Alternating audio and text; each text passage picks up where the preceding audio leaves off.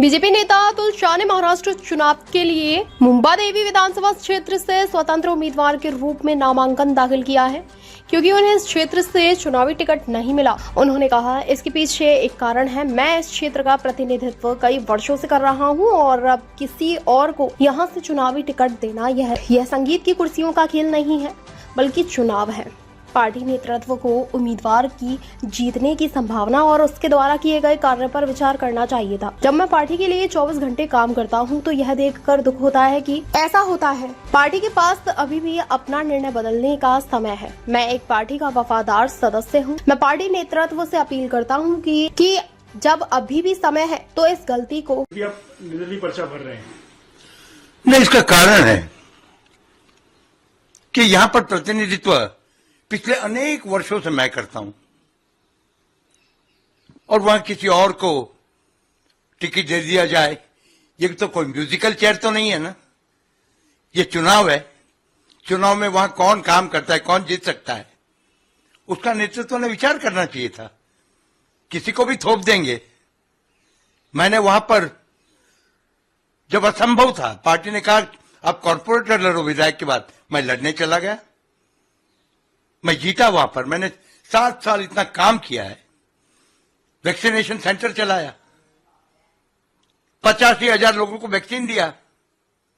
अभी लाड़की बहन योजना, I am the only corporator कि जिसने अपने ऑफिस के बाहर पेंडोल लगाकर 12,000 फॉर्म वितरित किए और 8,000 अप्रूव हुए हैं।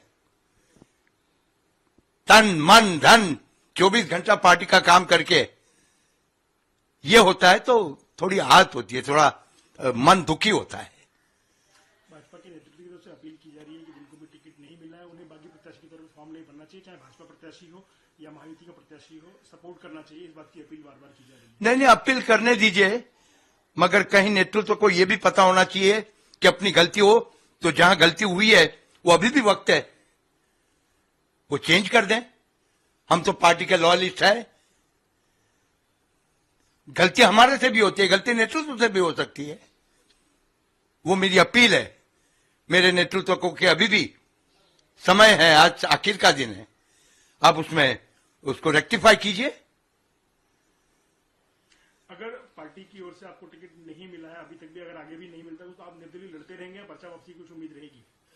नहीं, देखो, मेरे जनता, मेरे जो कार्यकर्ता ने कल रात को जो कहा है, वो जो कहेंगे वो मैं करूंगा। बहुत दुखी है। तो रात के बाद से अब तक पार्टी की किसी नेता की या किसी का दिल्ली से किसी का फोन आया? नहीं, मेरे मुंबई के अध्यक्ष ने फोन किया, उसको तो पता भी नहीं था। ये सरप्राइजिंग है। आशीष जी चिल्लर कहते हैं कि आपके 2-3 फोन आए थे, क्या हुआ ये? मैंने कहा मैंने तो पर्चा भरा है।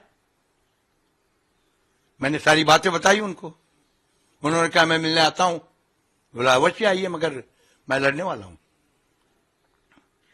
सीट परंपरागत रूप से वो भाजपा की रही है, तो वो सीट शिवसेना को देना और फिर प्रत्याशी भी भाजपा की तरफ से शिवसेना जाना, ये एक तरह से एक नया प्रयोग आप देख रहे हैं? इतने ही तो मैं डिटेल में, मजबूरियां रहती है पार्टी को, ऐसा नहीं है, मगर पार्टी की मजबूरी के साथ वहां कौन है, कौन नहीं है, कौन काम करने वाला है, कौन वहां पर पॉपुलर है, उसका भी पार्टी ने साथ में सोचना चाहिए। चेंजेस होते हैं, मगर ऐसे ड्रास्टिक चेंजेस नहीं कि जहां पर जो एक लोक प्रतिनिधि, एक नेता, एक कार्यकर्ता जहां बरसों से 24 घंटा काम कर रहा है, उसको दरकिनार किया जाए।